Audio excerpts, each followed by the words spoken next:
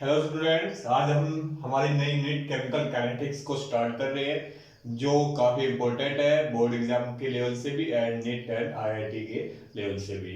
यहाँ से हमारे न्यूमेरिकल भी बनेंगे। सबसे पहले हम देखते हैं केमिकल काइनेटिक्स एक्चुअली में होता क्या है। केमिकल काइनेटिक्स फिजिकल केमिस्ट्री बोल दीजिए या केमिस्ट्री बोल दीजिए, फिजिकल केमिस्ट्री की वो ब्रांच है जिसमें हम rate of the reaction, rate का मतलब स्पीड, जो रिएक्शंस की स्पीड है, जो रिएक्टेंट प्रोडक्ट के अंदर कन्वर्ट हो रहा है वो कितना टाइम ले रहा है उसके बारे में हम पढ़ते हैं। उसके जो फैक्टर्स अफेक्ट करते हैं रेट ऑफ रिएक्शंस को उसके बारे में पढ़ेंगे and mechanism of A reaction. तो हम बोल सकते हैं केमिकल काइनेटिक्स क्या होता है, branch of physical chemistry which deals with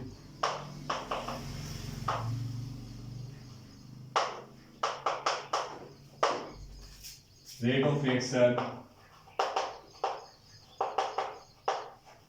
rate of reaction को हम आर ओ आर से लिख सकते हैं। Factors affecting rate of reaction and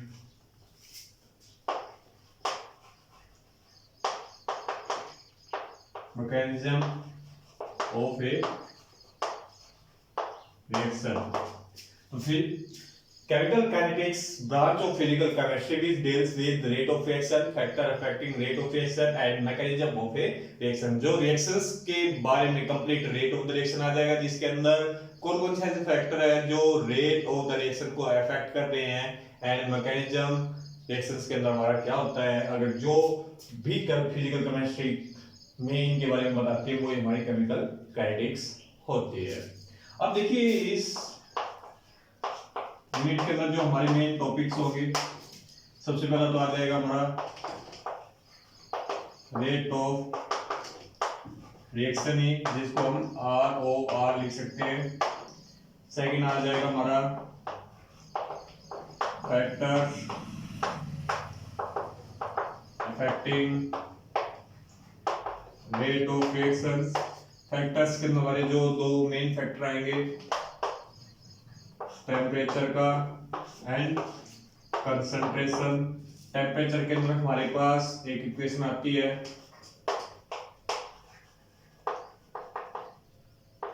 Annie's equation and concentration में हमारे पास आएगा order of reactions. Order of reactions के अंदर हम पढ़ेंगे first order, second order, third order, nth order, zeroth order of reactions के बारे में। इसके बाद आ जाएगा हमारे पास रेट लॉ, फिर आ जाएगा हमारे पास molecularity of reaction and last में हमारे पास आ जाएगा मैकेनिज्म ऑफ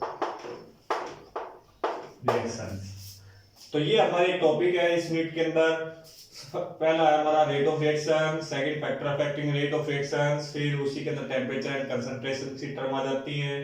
टेम्परेचर के अंदर हम अनियस इक्वेशन को पढ़ेंगे, कंसंट्रेशन के अंदर हम ऑर्डर ऑफ रिएक्शंस को काफी डिटेल से पढ़ेंगे। ऑर्डर ऑफ रिएक्शंस के अंदर first order, second order, third order, nth order and zeroth order आ जाता है। फिर आएगा हमारा रेट लॉ, फिर मोलिकुलरिटी ऑफ रिएक्शन, उसके बाद हम लास्ट में मैकेनिज्म ऑफ रिएक्शंस को काफी डिटेल से करेंगे। तो आज का हमारा जो टॉपिक है वो है रेट ऑफ रिएक्शंस को चेक करना।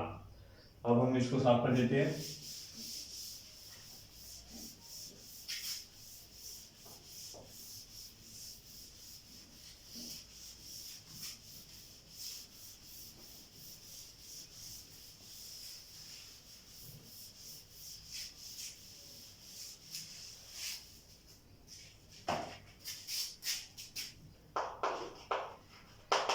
Rate of reaction R O are.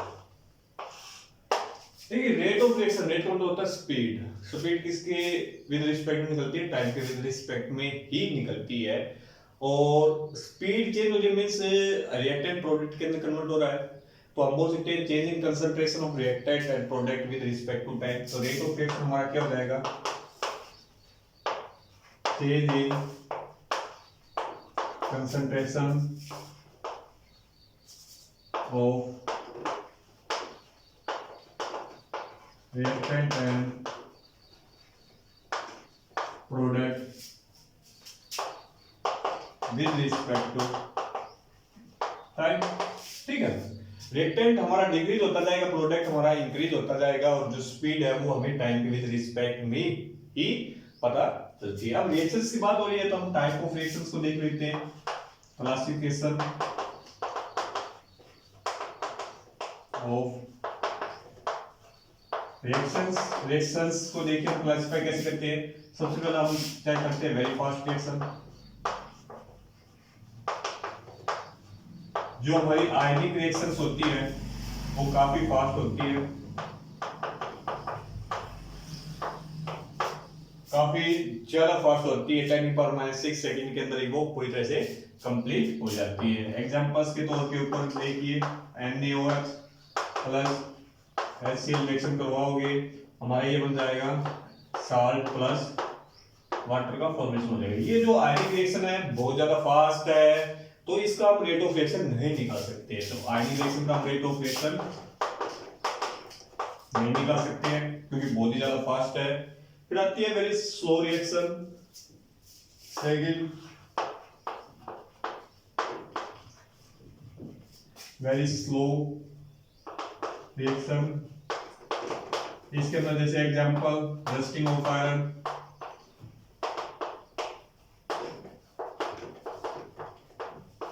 अब आयरन को रस्ट करने में बहुत समय लग सकता है, महीने भी लग सकते हैं, साल भी लग सकते हैं। तो very fast reaction and very slow reaction का हम रेट ऑफ रिएक्शन नहीं निकाल सकते हैं। तो जो रेट ऑफ रिएक्शन है हम मॉडरेट रिएक्शंस का ही निकालेंगे, जो नाइदर वेरी फास्ट होगी नॉर वेरी स्लो होगी।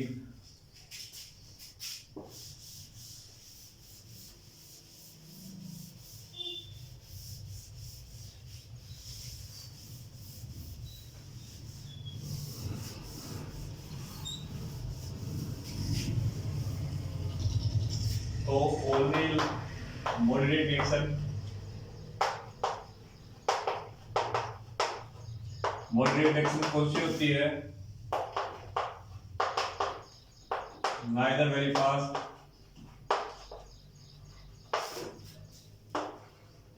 Nor very slow. ठीक है, एग्जांपल के तौर के ऊपर मॉलिक्यूलर जो रिएक्शंस होती है हमारी, वो ना तो ज्यादा फास्ट होती है और ना ही बहुत ही ज्यादा स्लो होती है। तो मॉलिक्यूलर रिएक्शंस का हम रेट ऑफ रिएक्शन हम निकाल सकते हैं। एक बार रिएक्शंस का एग्जांपल लेते हैं, जैसे N2 प्लस 3H2 रिएक्शन करने के बाद 2NH3 अमोनिया का फॉर्मेशन हो रहा है। N2 के अंदर ट्रिपल बॉन्ड है, H2 के अंदर हमारा सिंगल बॉन्ड आ गया, NH3 का अंदर स्ट्रक्चर का फॉर्मेशन हमारा इस प्रकार से होगा। अब देखिए यहाँ पर क्या हो रहा है, रिएक्टेंट के अंदर जो बॉन्ड्स हैं वो ब्रेक डाउन हो रहे हैं, तभी तो NH3 का फॉर्मेशन हो रहा है। बॉन्ड टूटेंगे तभी तो NH3 बनेगा। तो यहाँ पर हमारे जो बॉन्ड है ब्रेक डाउन हो रहे हैं और यहाँ पर हमारे बॉन्ड का फॉर्मेशन हो रहा है।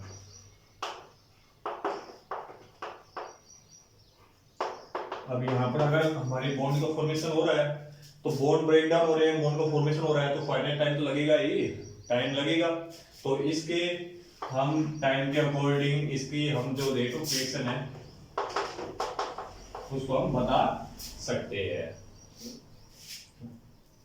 तो जो ओनली रेट ऑफ रिएक्शन हम निकालते हैं वो ओनली मॉलिक्यूलर रिएक्शंस का ही निकलता है, जो ना तो ज्यादा फास्ट होती है और ना ही ज्यादा स्लो होती है। एग्जांपल्स के द्वारा अब हम एक बच्चा करते हैं रेट ऑफ रिएक्शंस को कैसे निकाला जाता है। मान लीजिए हमारे पास एग्जांपल इस टाइप का है, 2A plus 3B reaction 3C। ठीक है, तो इसका रेट ऑफ रिएक्शन देखिए कैसे निकालते हैं। सबसे पहले क्या होता है, ये रिएक्टेंट है, अब हमें पता है जो रिएक्टेंट होता है वो ब्रेकडाउन हो रहा है, वो प्रोडक्ट का हमारा जो फॉर्मेशन हो रहा है, जो भी चीज हमारी डिक्रीज हो रही है उसके लिए हम माइनस साइन यूज करते हैं। तो रिएक्टेंट देखिए, रिएक्टेंट के आगे ये जो स्टोइकियोमेट्रिक कोफिशिएंट है उसको हम डिवाइड में कर देते हैं, तो 2 को डिवाइड में करेंगे तो 1/2 हो जाएगा। Change in concentration of A, del A हो गया हमारा, ठीक है। अब रिएक्टेंट है तो साइन कौन सा आ जाएगा, माइनस का आ जाएगा, इक्वल यहाँ पर डेल हो जाएगा इक्वल, फिर हमारा दूसरा रिएक्टेंट आ गया है माइनस, कांस्टेंट हमारा 3 है तो 1/3 हो गया है, तो change in concentration del B हो जाएगा हमारा अपॉन में किसके विद रिस्पेक्ट में, ये टाइम के विद रिस्पेक्ट में डेल टी इक्वल 3 है, प्रोडक्ट का फॉर्मेशन हो रहा है तो 1/3 प्रोडक्ट है इसलिए प्लस का साइन, डेल सी अपॉन में डेल टी का फॉर्मेशन हो गया है। तो इस प्रकार से हम रेट ऑफ फ्रिक्शंस को लिख के एक बार चेक करते हैं। देखिए जो स्टोइकियोमेट्रिक कोएफिशिएंट होता है वो डिवाइड करने आ जाता है, 1/2 हो गया है, रिएक्टेंट है तो साइन माइनस का साइन क्यों कर रही है, क्योंकि ये डिक्रीज हो रहा है इसकी कंसंट्रेशन, इक्वली चलेगा इसके प्लस माइनस का बीच में आपको प्लस माइनस नहीं लेके चलना है, इक्वली होगा। 3 है तो 1/3 हो गया, अब कंसंट्रेशन इसकी डिक्रीज हो रही तो डेल बी हो गया with respect to time del T equal 3 है डिवाइड में चला जाएगा तो 1/3 हो जाएगा, प्रोडक्ट इसलिए साइन आगे प्लस का आ जाएगा, and concentration of del C with respect to del T. तो ये हम रेट ऑफ रिएक्शंस को लिख लिए हैं, एक बार और चेक कर लेते हैं। मान लीजिए हमने ले लिया 3x + 4y रिएक्शन 5z। अब देखिए बिल्कुल आसान था, रेट ऑफ रिएक्शन अगर आप इसका निकालोगे कैसे निकलेगा, 3 है रिएक्टेंट का है माइनस 3 डिवाइड में चला जाएगा 1/3, x की कंसंट्रेशन चेंज कर दो, डेल x अपॉन में डेल t हो गया है।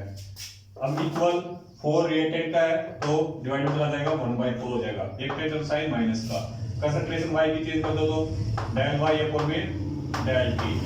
अब इक्वल प्रोडक्ट के आगे 5 है डिवाइड में चला जाएगा 1/5, प्रोडक्ट है तो साइन प्लस का डेल z अपॉन में डेल t हो गया है, ठीक है। इस प्रकार से हम रिएक्शंस को लिखते हैं। आई होप आपको समझ में आ गया होगा।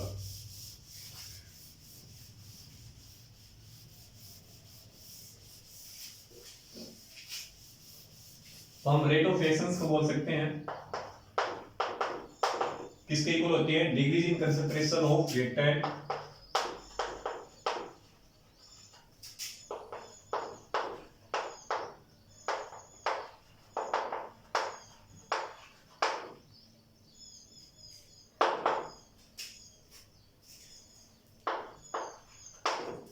अपॉन में टाइम इंटरवल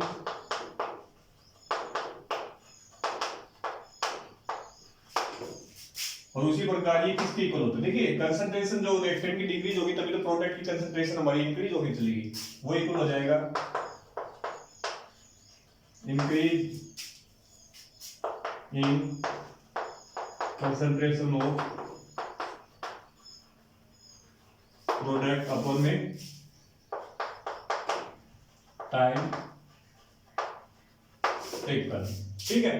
तो रेट ऑफ रिएक्शन इन दोनों की इक्वल होता है, चाहे तो decrease in concentration of reactant ले लीजिए अपॉन में टाइम इंटरवल इक्वल होगा increase in concentration of product upon में टाइम टेकन। तो ये हमारा रेट ऑफ रिएक्शंस हो गया है। अब हम इसकी यूनिट को चेक करते हैं।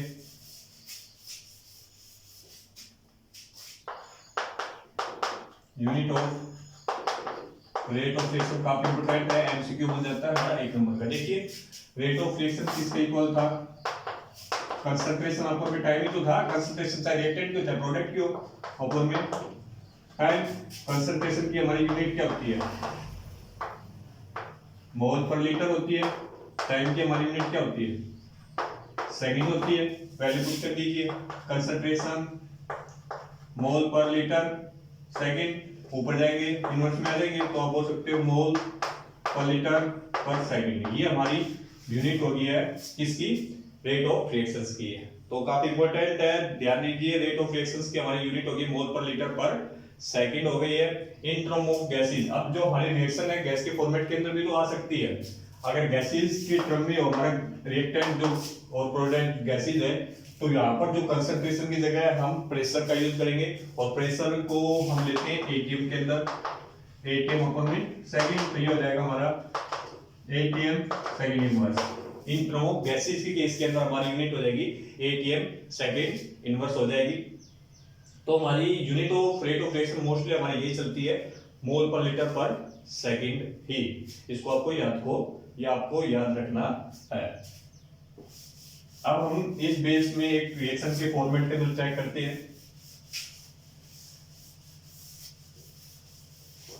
देखिए हमने एक रिएक्शन ले ली है PCl5, इसको हम लिखेंगे PCl3 प्लस Cl2 का फॉर्मेशन हो गया। इसकी हमें रेट ऑफ रिएक्शंस बतानी है। रेट ऑफ रिएक्शन क्या देंगे कि रिएक्टेंट है साइन हमारा माइनस का, आगे कोई भी कांस्टेंट नहीं है तो H3 हो जाएगा। चेंज होगी कंसंट्रेशन डेल PCl5 अपॉन में हमारा डेल T हो जाएगा। इक्वल प्रोडक्ट है तो डेल PCl3 अपॉन में डेल T, आगे कांस्टेंट कुछ भी नहीं है, इक्वल प्लस का साइन चलेगा डेल Cl2 अपॉन में डेल T। तो इस प्रकार से हम रिएक्शंस को लिख सकते हैं रेट ऑफ रिएक्शन के फॉर्मेट के अंदर, ठीक है। अब हम एक न्यूमेरिकल चेक करते हैं। देखिए न्यूमेरिकल हमारे पास N2 plus 3H2 reaction 2NH3 का हमारा फॉर्मेशन हो रहा है। अब ये बोल रहा है during the formation of ammonia 2 mole of H2 gas है, सॉरी 2 मोल ऑफ N2 जो गैस है वो डिस्पियर हो रही है। During the formation of ammonia 2 mole N2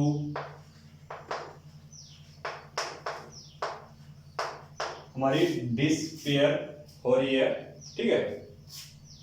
अब ये बोल रहा है फाइंड आर बताना है, ठीक है।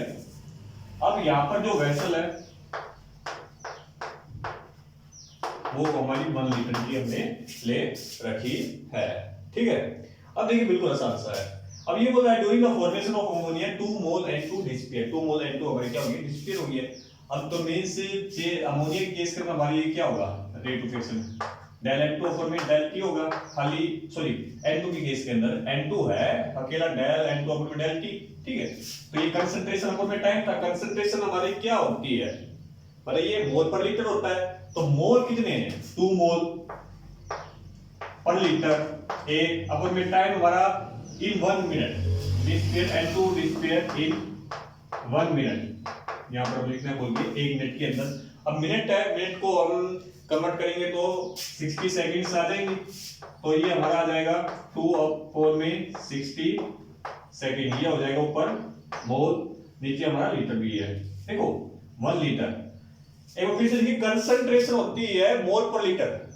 अब मोल इसे रखे 2 मोल डिस्पियर हो रही है, लीटर हमारे पास 1 लीटर है, 2 मोल डिस्पियर हो गए 1 लीटर में से, अपॉन में टाइम हो गया 60 सेकंड हो गया है। तो इसको आप करोगे तो 2 से कट जाएगा 30, तो ये आ जाएगा हमारे पास 1/30 मोल पर लीटर पर सेकंड, ये इसकी यूनिट आ गई है, ठीक है। तो ये था ओनली नाइट्रोजन केस के अंदर। रिएक्शन का फॉर्मेट आप देखिए, रेट ऑफ रिएक्शन अगर रिएक्शन के केस में लिखिए किसके इक्वल होगा, माइनस। अब देखिए ये डिस्पियर हो रही है, साइन हमारा माइनस का चलेगा यहाँ पर। अकेली जो नाइट्रोजन डिस्पियर आपने बताया था रिएक्शन के केस के अंदर जो चीज डिस्पियर होती है साइन माइनस का आता है, फॉर्मेशन में आती है वो वहां पर साइन प्लस का आएगा। रेट ऑफ रिएक्शन का आप इसका फॉर्मेट लिखिए माइनस डेल N2 अपॉन में डेल T हो जाएगा, इक्वल माइनस 1/3 डिवाइड में चला गया, अपॉन में डेल H2 अपॉन में डेल T हो जाएगा, इक्वल प्लस का 1/2 डेल NH3 अपॉन में डेल T हो गया है, ठीक है। अब रेट ऑफ रिएक्शन किसके इक्वल है, माइनस डेल N2 अपॉन में del T। Del N2 upon में डेल T हमने निकाला था माइनस 1/30 मोल पर लीटर पर सेकंड, माइनस माइनस क्या हो जाएंगे, वैल्यू पुट करोगे तो प्लस का हो जाएगा। तो रेट ऑफ रिएक्शन हमारी क्या निकल के आ जाएगी, rate of reaction is equal two plus 1/30 मोल पर लीटर पर सेकंड हमारी निकल के आ गई है। ये हमारा न्यूमेरिकल था। अब इसके अंदर ये भी पूछ सकते हैं कि यहाँ पर रेट ऑफ रिएक्शन पूछा है ये भी पूछ सकते हैं कि अमोनिया का फॉर्मेशन बताइए, rate of formation of ammonia बताइए। अब अमोनिया यहाँ पर बन रहा है ना, हमने ये चीज निकाल ली है, अब ये चीज बन रही है, तो रेट ऑफ रिएक्शन किसके इक्वल हो जाएगा 1/2 डेल NH3 में डेल T के। देखो तो रेट ऑफ रिएक्शन हमारा 1/30 है, 1/30 मोल पर लीटर पर सेकंड किसके इक्वल आ गया। ये वाली रेट ऑफ रिएक्शन इसके भी इक्वल है, इसके भी इक्वल है, इसके भी इक्वल है, आपने तो ये चीज इसके इक्वल पुट कर दीजिए, इक्वल टू 1/2 डेल NH3 में डेल T, ठीक है। तो ऊपर लेके जाओगे तो हमारा डेल NH3 में डेल T किसके इक्वल आ जाएगा, 2 ऊपर गया अपन में 30 मोल पर लीटर पर सेकंड, तो से हमारे 15 आ गया, क्या आ गया हमारा 1/15 मोल पर लीटर पर सेकंड। तो ये हमारा rate of formation of ammonia निकल के आ गया है, काफी इजी है, आराम से आप इसको कर सकते हो, ठीक है। तो ये हमारा न्यूमेरिकल था। अब हम चेक करते हैं इंस्टेंटेनियस रेट ऑफ रिएक्शन को।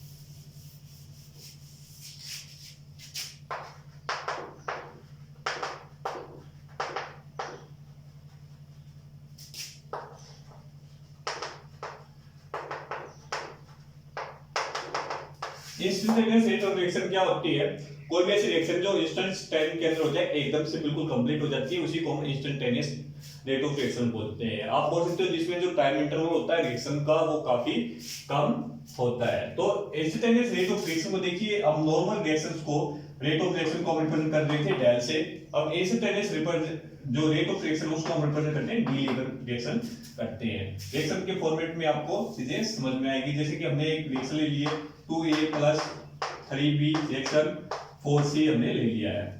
अब ये इंस्टेंटेनियस रेट ऑफ रिएक्शन है, तो इस केस के अंदर हमारा इंस्टेंटेनियस रेट ऑफ रिएक्शन क्या निकल के आएगा।